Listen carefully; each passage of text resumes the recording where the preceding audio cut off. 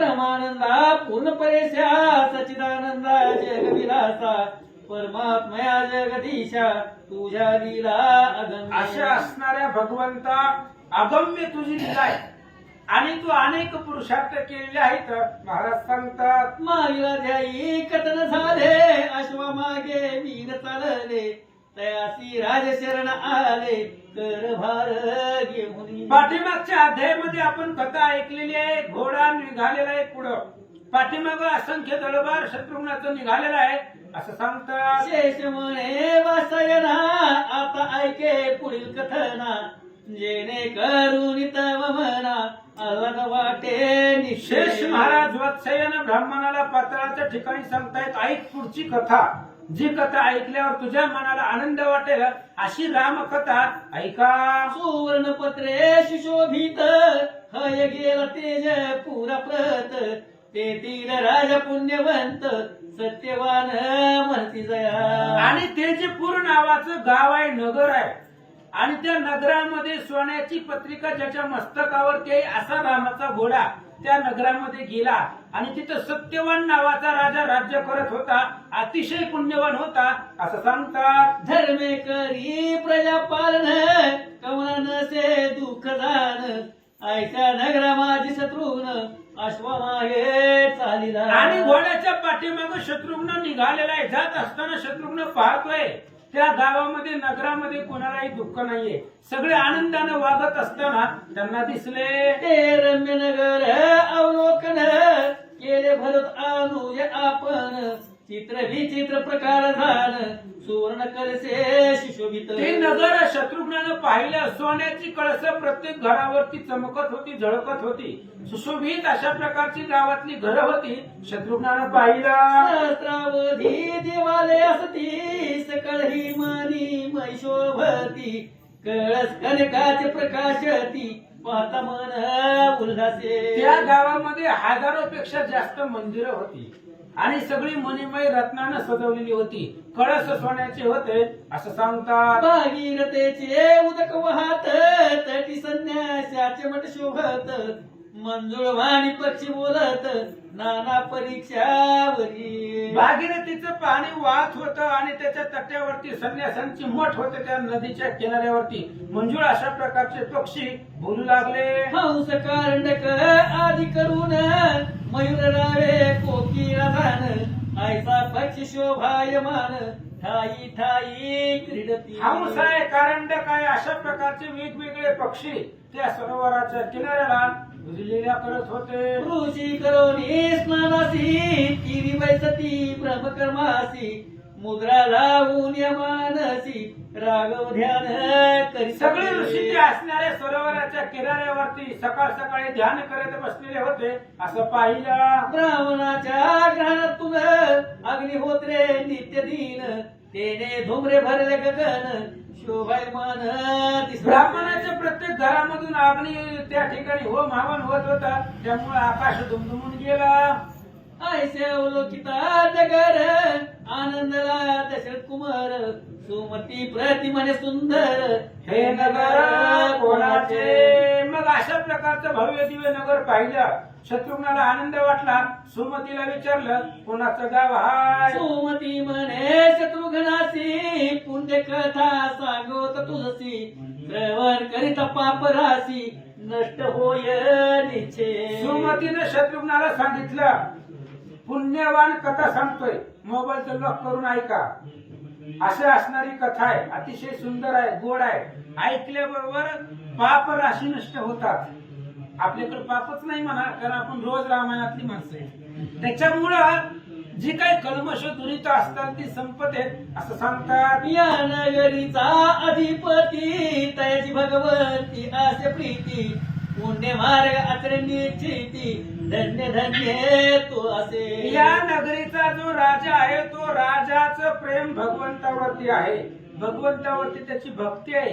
त्याच्यामुळं सगळं गाव धन्य आहे. सुमती सांगू लागला येणे या गदी कर्म करून जोक असे निष्ठावान जीवन मुक्त तया लागून सगळं जन म्हणती पै. आणि मग योग या गावाने सगळे कर्म यज्ञधर्म होत होती, सगळी लोक ते असणाऱ्या राजाला धन्यता देत होते. याचा पिता ऋतुंभर तोही निष्ठावंत थोर करुणी अवृत्य समग्र गोपूजन त्याने आणि या केले. सत्यवानाचा मुलगा वडील ऋतुंबर नावाचा राजा होता, तोही पुण्यवान होता. अनेक यज्ञ धर्म त्याने केले होते. तिने होऊन सुप्रसन्न पुत्ररत्न दिले जाण तोची हा नाम सत्यवान निष्ठावंत पित्याहुनी. आणि तोच असणारा त्या ठिकाणी हा जे काय ऋतुंबर नावाचा असणारा महाराज आहे, राजा आहे, त्याचा मुलगा सत्यवान आहे, वडिलासारखाच पुण्यवान आहे असं सांगतात. ऐसे ऐकता भाषण मागुती पूसे शत्रुघ्न करू तो भर राजा कवन काय कारण गोपूजी. आणि त्यावेळेस त्याने विचारलं, सुमतीने सांगितलं हे ना गायची पूजा केलेली आहे. मग त्या शत्रुघ्नाने विचारलं की ऋतुंबर नावाचा राजा कोण होता, कशामुळे गायची पूजा केली आणि गायचं पुण्य पूजा केल्यावर काय पुण्य भेटतंय सांगा. तया लागुनी विष्णू भक्त पुत्र कैसा झाला प्राप्त ही कथा मज व्रत सांगे सुमते पुढे म्हणे. सुमती तुम्ही शॉर्टकट सांगत जाऊ नका बघा, 9:30 पावणे 10 पर्यंत टाइम असते. उगा आपलं निवांत चलू देत जावा. सांगा सगळी समूळ कथा सांगा. त्या राजाने एवढं काय पुण्य केलं आणि विष्णू भक्त त्याच्या पोटाला कसा आला सांगा. सुमती म्हणे शत्रुघ्नासी पूर्वकृत सांगत तुझसी ऋतुंभर रायासी स्त्रिया बहुत पै होत्या. आणि सुमतीने सांगायला सुरुवात केली, महाराज ऐका तुम्हाला पूर्वीची कथा सांगतो. आता राजा कोण आहे, सत्यवान आहे, तर त्याच्या बापाची कथा तुम्हाला मुळापासून सांगतो. ऋतुंबर नावाचा राजा होता या नगरीमध्ये आणि त्याला अनेक स्त्रिया होत्या. काय झालं, परी नाही पुत्र संतान म्हणून राजा सदा उद्विग्न कोणे एक समय जाण भाग्य फळले तयाचे. त्या राजाला अनेक स्त्रिया होत्या पण संतान नव्हतं म्हणून तळमळ वाटत होती. दशरथाचंही तसंच होतं. 700 अधिक 3 बायका होत्या पण पुत्र संतान नव्हतं म्हणून तो राजा सदोदित दुःखी राहायचा. परी नाही पुत्र संतान म्हणून राजा भाग्य फळले तयाचे. ज्या बळी नामे तपोधन आला तयाच्या ग्रहाला गुण राये देऊन या आसन सत्कारेसी वैसविला. सहज एकदा जाबाली नावाचे ऋषी, अरण्यकांडाच्या पहिल्या अध्यायामध्ये जाबाली ऋषींची कथा आहे. जाबाली ऋषींची चुळबुळ रामचंद्राला सांगतायत असो. आणि ते जाबाली ऋषी सहज घरी आले.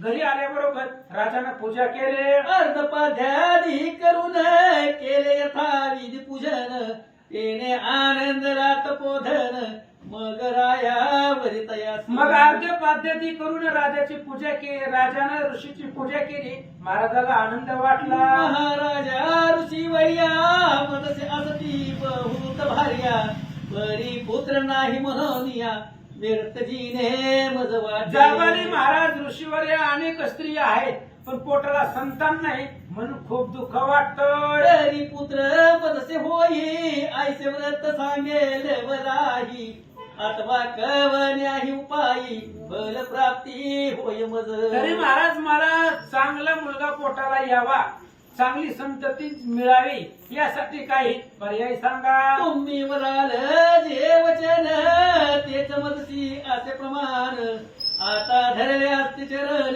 तरी नुपेक्षी दया. भगवंता ऋषीवर्या तुम्ही जे सांगाल ते प्रमाण आहे. तुम्ही काही सांगा ते सगळं प्रमाण मानून मी ते करायला तयार आहे. ऐसे तयाचे भाषण ऐकता ऋषीवरे ऐक आता पुत्र उत्पत्ती सतत वहता उपाय 3 असती पै. आणि त्यावेळी जाबाली ऋषींनी सांगितलं राजा 3 पर्याय आहे, 3 उपाय आहे. 3 उपायामध्ये कुठलाही एक उपाय केला की मुलं होतात. मग कोणता उपाय. एक विष्णू प्रसन्न करून दुसरा गोसेवने जाण अथवा शंकर आराधने विन न होय संतान राजेंद्र. राजा संततीसाठी 3 उपाय आहेत. चांगले संततीसाठी 3 उपाय आहेत. एक विष्णूची भक्ती करावी, त्याने चांगला मुलगा पोटाला येतो. गायीची सेवा करावी, गोसेवा म्हटलं जातं त्याला, भगवान श्रीकृष्णाने केली. आणि ती गायची सेवा जरी केली तरी चांगली मुलं पोटाला येतात, किंवा महादेवाची भक्ती करावी, असे 3 पर्याय मधलं कुठलं बी कर. तरी आता वर्म ऐके सकल पूजा घडेल देखे तोची उपाय कती तो हरिके तुझ लागी मी सत्य. मग आता सगळे तुझ्याकडून सगळंच पुण्य घडल, सगळ्या उपायाचं सार तुला मी सांगतो ऐक. गोपृष्ठ रंगपूची गोपृष्ठ रंगपूची जाण वास करीतो देव संपूर्ण तरी करिता गोपूजन मनोरथ सिद्ध होतील. जाबाली ऋषीनं राजाला सांगितलं, गायची पाठ, गायचं पोट, गायची शिंग आणि गायची शेपटी या अवयवामध्ये 33 कोटी देवांचा वास आहे. त्यामुळं गायची सेवा कर, सगळे देव प्रसन्न होतील असं महाराज सांगतात. तू ते धार्मिक होईल सूत तरी पूजन करी सतत तू आसनी निष्ठावंत म्हणून बदलो मी. अरे तू गायची पूजा कर, तुला चांगला धार्मिक मुलगा होईल म्हणून गायची सदोदित पूजा कर. तू धार्मिक आहे, निष्ठावान आहे, विष्णू भक्त आहे म्हणून तुला सांगतो. आता सांगतो महिमान आपुल्या ग्रही देणू आणून प्रेण उदक करविते सेवन त्याचे पितर तृप्त होत. आता उपाय सांगतो, गाय आपल्या घरी आण, त्या गायची सेवा कर, सगळे पूर्वजांचा उद्धार होईल. ते कोणी अन्नग्रास देती त्यांचे मनोरथ सर्व पुरती ऐसे असून तैसे गांजीती ते भोगिती यातना. राजा ऐक, गायीला जर घास दिला, गायीला जर भाकरीचा चपातीचा घास भरवला तर त्याचे सगळे पूर्वज सुखी होतात.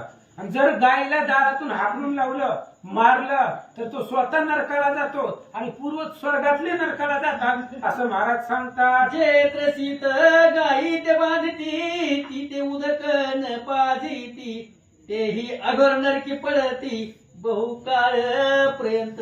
जी गायी तहानलेली आहे, जिला पाणी प्यायचंय, त्या गायीला जर पाणी न पिता बांधलं आणि त्या गायीला जर पाणी दिलं नाही तर त्या अधोगतीला महानरकाला जातात. जे कोणी अन्न ग्रास देती त्याचे मनोरथ सर्व पुरती ऐसे आसून तैसे घालिती ते भोगिती यातना. जे त्रसत गाई ते बांधते कन्या विवाह नसे झाला ती पितृग्रही होती रजस्वाला तिथे या ते नरक वहिला भोगणे लागे निश्चयी. जयाचे आग्रहा माघारी देव पूजन होय संवत्सरी तो म्हणावा अनाचारी कैसा तरेल नकडे पै. दिनुग्न खात असता ती जो मारी तत्वता तयाचे पितर अधपाता तत्काळ जाण पावती. गाय जर गवत खात असेल किंवा काय असणारा चारा खात असेल आणि त्या जर गायीला मारलं, तिला जर हाकलून लावलं तर त्याचे पूर्वज नरकाला जातात असं सांगतात. तैसेच तिये लागून जोडे करी ताडन येम तयाचे हस्ते तोडून रवरव नरकी तया. गाय जर चारा खात असेल आणि तिला जर हाताने मारलं तर यम त्याचे हात तोडतो असं सांगतात. देणू लागी प्राणी दंशिती तयासी जो वारी हाती तयाचे पितर आनंदती उद्धार होईल म्हणून. गायला जर एखादा प्राण दंश करण्यासाठी किंवा दुसरा प्राणी मारण्यासाठी धावला आणि एखाद्या व्यक्तीने जर त्या गायीला वाचवलं तर पूर्वज त्याच्या आनंदात असं सांगतात. ज्या वाली म्हणे रायासी याविषयी कथा तुझसी सांगतो तरी परयेसी एक चित्ते करुणिया. म्हणून जाबाली ऋषीने सांगितलं, एक तुला गोष्ट सांगतो, ह्या गायीचं पुण्य किती आहे, एक कथा सांगतो जी घडलेली आहे ती ऐक असं सांगतात. कवने एके काळी जाण जन कराय आपण योग्याभ्यास करून प्राणोत्क्रमण पावला. एक दिवस असं झालं, तो असणारा जनक राजा असणारा भगवंताचा सासरा आणि तो आपला योग अभ्यास करून अंतकाळ त्याचा जवळ आला आणि तो स्वर्गाला गेला. तया लागी न्यावयासी विमान पातले भूतासी तया माझी बैसून जनकासी स्वर्गी गमन करती पै. आणि त्या जनक राजाला घेऊन जाण्यासाठी एक विमान आलं, त्या विमानामध्ये बसवलं, स्वर्गाला निघाला. जात असता ते विमान मार्गी लागले यमस्थान संयमी नदीच्या समीप जाण विमान जेव्हा पातले. आणि जनक राजा विमानातून निघालेला आहे पण राजाचा रस्ता बदलला. स्वर्गातच जायचा होता. राजा पुण्यवान आहे, जिथं जावाई भगवंत आहे त्याला काही कमी आहे. त्याच्यामुळे तो स्वर्गाला निघाला होता. पण जरा वेगळ्या मार्गाने त्याचं असणारं विमान निघालं. जाताना यम नगर लागला आणि यम नगरामधून जात असताना संयमिनी नदी आहे. त्या नदीमध्ये रक्त पू अनेक प्रकारचे असणारे नरपापी लोकांना त्रास देण्यासाठी ती नदीची निर्मिती केलेली आहे. आणि त्या नदीपासून जनक राजा जात असताना काय झालं, ते होते नरकस्थान प्राणी यातना भोगी तिरारून जनकाच्या अंगावरून आला पवन तयावरी. जनक राजा त्या नरकापासून चाललेला होता आणि त्या संयमिनी नदीमध्ये अनेक प्राणी यातना भोगत होते. त्यांना दुःख होत होतं. आणि जनक राजा जात असताना जनकाचा जो वारा आहे, अंगातला वारा किंवा त्याच्या असणारा वारा विमानाचा त्या पापी लोकांच्या अंगावर आला. तो स्पर्शता प्राण्यासी अत्यंत सुख झाले पर्येसी म्हणती कोणी पुण्यवंत स्वर्गासी या मार्गे चालिला. जनक राजा स्वर्गाला जात असताना त्याच्या अंगाचा वारा नरकातल्या पापी लोकांना लागला. त्यामुळे त्यांच्या शरीराला सुख वाटलं आणि त्यांनी विचार केला कोण पुण्यवान आहे, या मार्गानं स्वर्गाला कसं निघाला. विमान जातात तेथून पुनरप दुःख झाले दारून म्हणून या हात जोडून धावती प्राणी तया मागे. जनक राजाचं विमान थोडं पुढे गेले की पुन्हा दुःख त्यांना प्राप्त झालं. म्हणून त्यांनी जनक राजाचं विमान अडवलं. तया विमाना पाशी येती जनकरायसी प्रार्थना करीती हे पुण्य पुरुष आम्हा प्रती तव अंगवाते सुख झाले. आणि मग जनक राजाला प्रार्थना केली, महाराज तुमच्या अंगाचा वारा आमच्या अंगावरती लागला तरी आम्हाला एवढं सुख झालं असं सांगतात. तरी ऐसे सुबोधित आम्हाशी व्हावे सुख प्राप्त हेच मागण्यास तुझं प्रत देई कृपा करुणी. म्हणून आता आमच्यावरती कृपा करा. तुमच्या अंगाचा वारा लागला तरी सुख झाले. मग तुमच्या हातात आमचा उद्धार करायचा करा.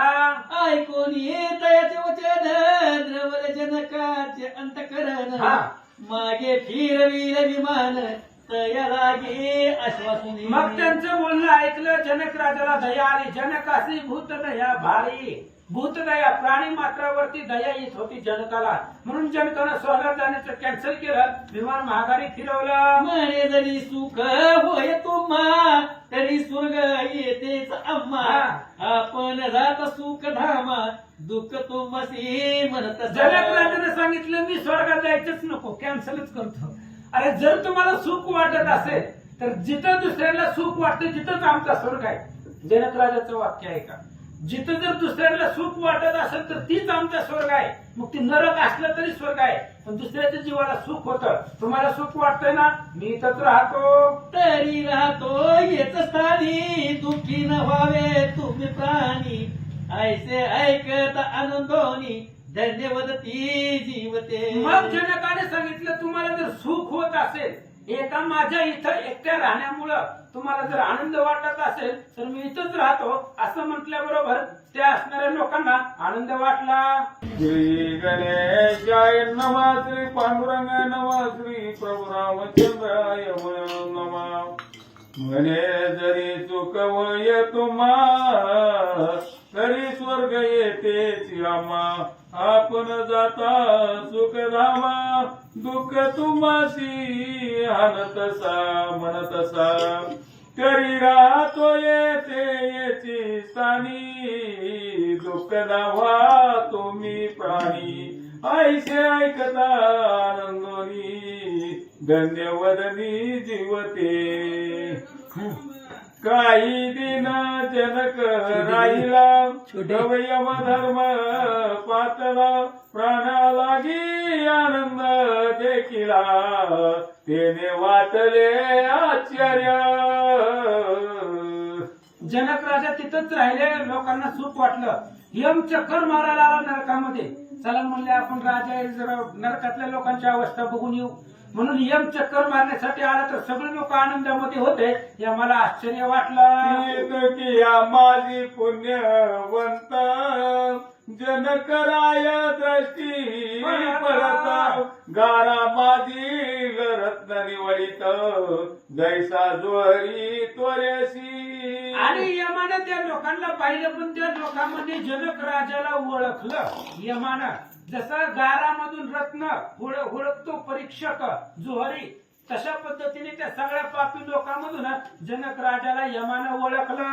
कैसे ओळखोनिया तयासी यम भेटे सत्वारसी हास्य करोनिया वचनासी काय बोले ते ऐका.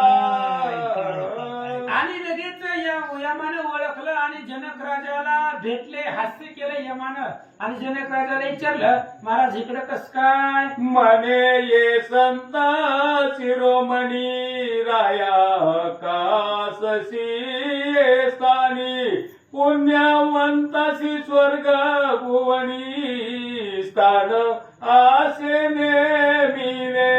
यमाने विचारलं, महाराज तुम्ही इकडे कस काय आला? म्हणले, तुम्ही संत शिरोमणी आहात, तुम्ही रामचंद्राची सेवा केलेली आहे, त्यांची भक्ती केलेली आहे, आणि जे जे रामाचे भक्त आहेत त्यांच्यासाठी स्वर्ग आहे.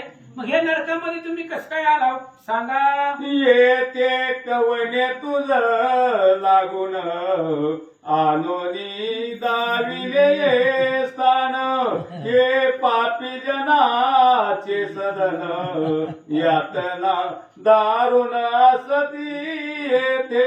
आणि जनक राजाने विचारलं, महाराज हे तुम्ही इथं आला कस काय? म्हणले, तुम्ही स्वर्गाला यायला पाहिजे होतं, मग हे नरक आहे, पापी लोकांचं स्थान आहे, तुमच्या योग्य नाही. जे दुजियाचा द्रोह करीती आणि अपवाद ठेवीती परधनाचे हरण करीती पती व्रतेशी छेडीती इथं कोण जे. राहते महाराज? जे असणारा चोऱ्या करतात, परिस्थितीचा त्रास देतात, परधन चोरतात, पापी लोकांचं स्थान आहे, तुमच्या योग्य नाही. मित्राशी धन लोभे करून क्षण मात्रे फसविती जाण ऐसे जे का पापी जन तया लागुनी नरक त्या हा. लोकांसाठी हा नरक आहे, जे मित्राला धनाचं मिश देऊन फसवतात, परस्त्रीकडे पाहतात, अशा लोकांसाठी नरकाला मध्ये जागा आहे.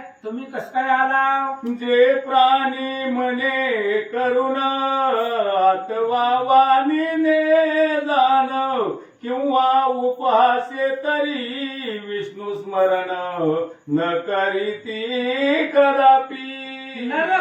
नरकामध्ये कोणची लोक जातात? ज्यांचं मुख किंवा जे कधी भगवंताचं स्मरण करत नाही. उपहासानं म्हणजे नावं ठेवून का होईना, पण नावं ठेवण्याच्या निमित्तानं जरी देवाचं स्मरण केलं तरी पुण्य आहे. हा, वाचा. दयाची जीवन घे नाम तो जाणावा पूर्ण धम ऐसे प्रणयासी धाम दुःख द्यावया नेमिले. ज्याची जीवा भगवंताचं स्मरण करत नाही त्याच्यासाठी नरक आहे असं सांगतात. तू पुण्याचा मेरू आढळ धर्म उपासनेचा तू अचळ क्षमादयांचा सागर केवळ अति निर्मळ जगामाजी. तू नेमिले स्वर्ग भुवन उपभोगते सुख करोन काळ का घालवीसी येते राहो न माझा आश्चर्य वाटत महाराज मला आश्चर्य वाटतंय, स्वर्ग तुमच्यासाठी आहे, मग नरकामध्ये का राहता सांगा? ये ऐकोनी यमधर्माचे वचन जनक बोले तया लागून येते राहिलो काय कारण सत्य तो जला निवेदितो. जनक राजाने सांगितलं, महाराज मी इथं का राहतोय? मला मी स्वर्गाला जावं वाटतंय, नाही असं नाही, पण इथं का राहतोय तुम्हाला सांगतो. माझा लागत अंग वात सुखे झाले ह्या प्राण्या प्रत तयासी पुनरुपी दुखात कैसे पाळू सांग महाराज मी इथून जात असताना माझ्या अंगाचा वारा इथल्या लोकांना लागला, त्यांना आनंद वाटला, मग त्यांचा आनंद हिरावून मी स्वर्गाला कसं येऊ सांगा? जावे स्वर्ग प्रती ऐसे जरी असे तव मती तरी प्रणयासी त्वरित गती मुक्त करी नरकी होनी. महाराज तुम्हाला वाटतंय ना मी स्वर्ग जातो, मी इथं राहत नाही, पण माझ्या बरोबर ह्या सगळ्यांचा उद्धार करा आणि ह्यांना मी स्वर्गाला न्या, तर मी जातो.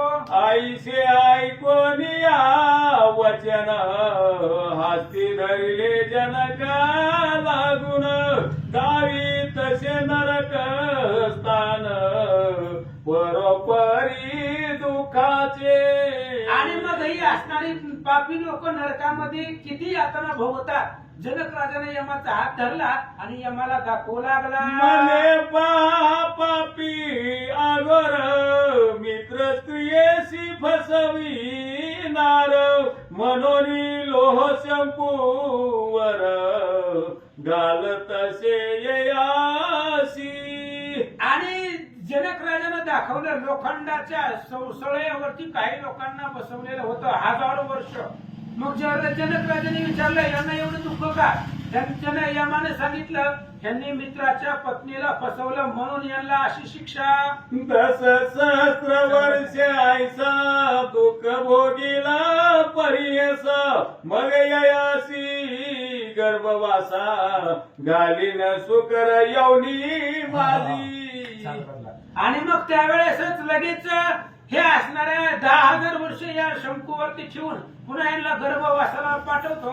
यम सांगू लागला, मग मानव जन्मी यासी कुबड होईल दिचेसी ऐसा हा पाप राशी आता पाहे दुसरा.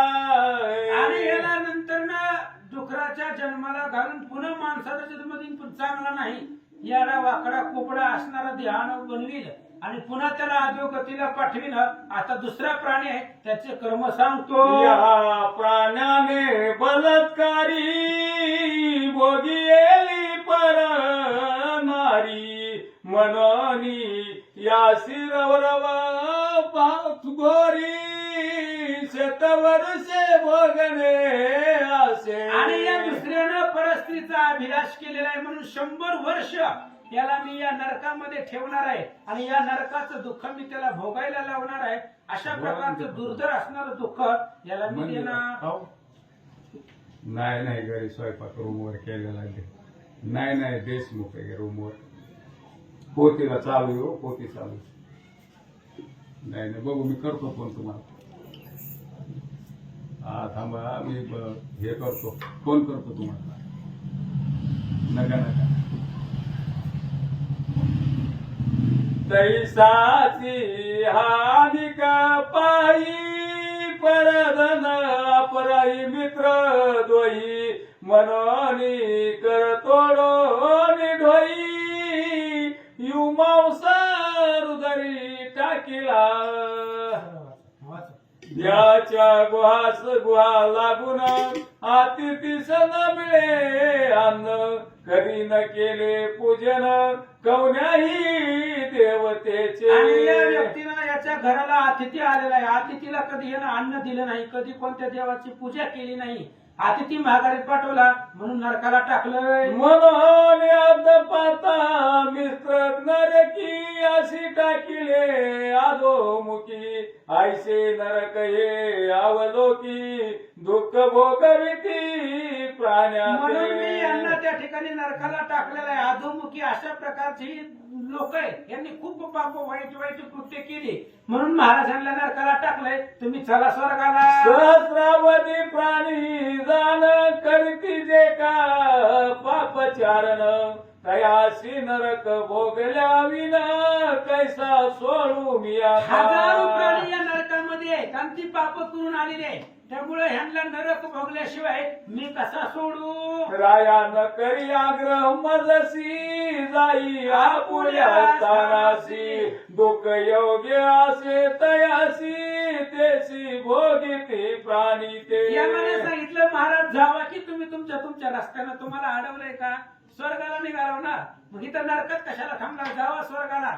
ही लोक यांचं नरक भोगल्याशिवाय मी यांना सोडू शकत नाही. जनक वदे धर्मासी तुन सोडीसी प्राण्यासी तरी त्याचे पाप हरावयासी उपाय तरी संग पाय.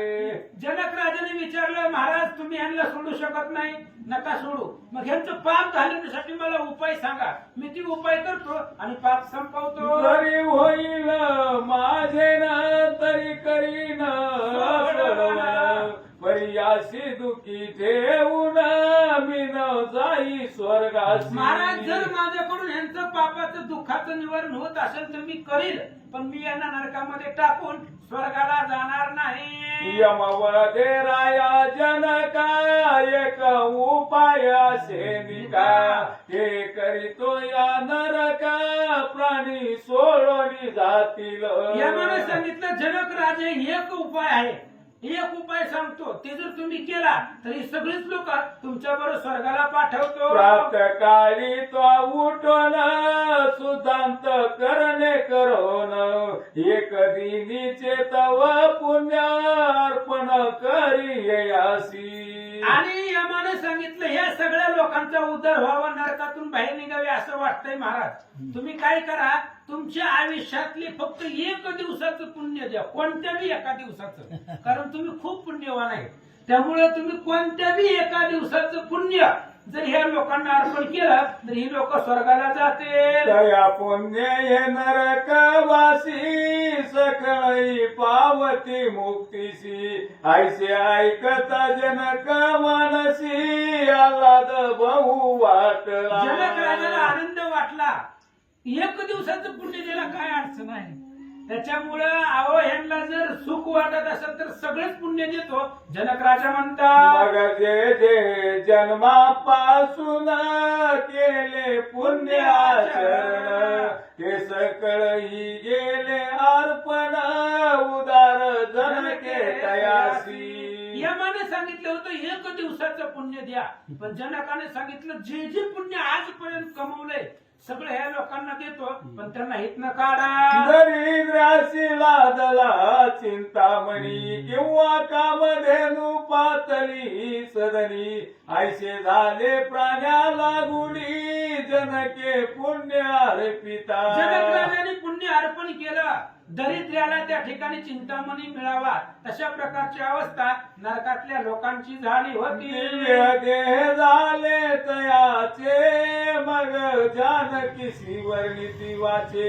वा दुःख नाशिले आमुचे, उदार दयाळू धन्य. मग दिव्य देह त्यांचे झाले, त्यांचा जो नरकाचा त्रास होता तो चुकला आणि जनक राजाची स्तुती करू लागले. वाससी महासागर मी सरिता वळंगलो अपार, साठवण देवोनी उदर निर्भय केले महाराज तुम्ही आमुचे. खूप उदार आहेत, महासागर आहेत, आम्हाला सगळ्याला त्या ठिकाणी आनंद दिलेला आहे, नरकातून बाहेर काढलं. लोक म्हणतात, कल्पवृक्षा परिस अधिक, आमुते देशी तू हरिक.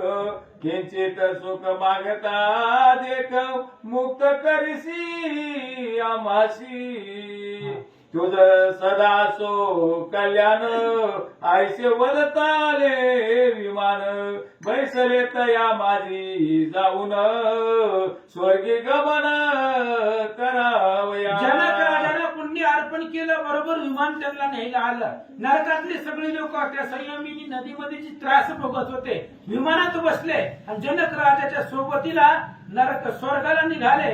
पण जनकाला प्रश्न पडला, कोणता? आता पोरीला द्याई जाण, जनक पोसेल यमाला. मी काय पुण्य केले म्हणून ते अर्पिता प्राणी तरले. आणि त्यावेळेस जनक राजाने यमाला विचारणार आहे पुढच्या अध्यायामध्ये, म्हणले महाराज मी असं काय पुण्य केलं होतं की त्याच्यामुळे ह्या सगळ्या लोकांचा उद्धार झाला, ती जे मी पुण्य केलंय ती मला सांगा.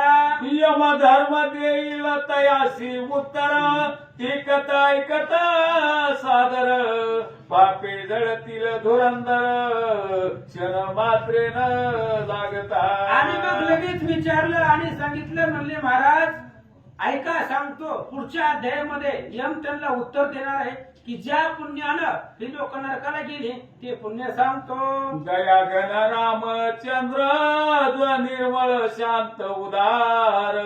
दत्तदास अनन्य चकोर स्वानंदामृत सेवितसे इति श्री पद्म पुराणे पाताल खंडे शेषवाच्यायन संवादे रामाश्वमेधे नरकस्तन प्राणी मोचन पुंडलिक राम